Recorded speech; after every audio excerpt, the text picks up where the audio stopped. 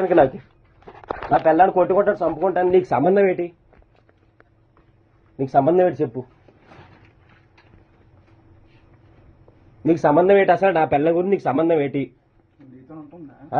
నాతో ఉంటుందా? లేకపోతే నువ్వు తీసుకొని దెంగేస్తానంటే దెంగే. నువ్వు రావడం చాలా తప్పు. నువ్వు చేసేది చాలా రాంగు.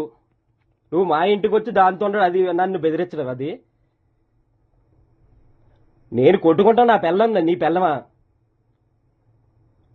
నాతో ఉంటుందా అంటే, నీతో ఉంటుందంటే నువ్వు తీసుకొని దెంగే.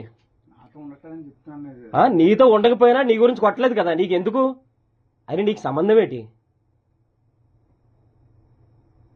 నీకు సంబంధం ఏంటి చెప్పు? ఇంట్లోకి వచ్చి బాగానే పడుకుంటున్నారు కదా, పాపను బయటికి తోసేసి నాకు బెదిరించడం, నువ్వు చేయడం ఇదా? నువ్వు రావడం ఏంటి అసలు? నా పిల్లలతో నీకు సంబంధం ఏంటి?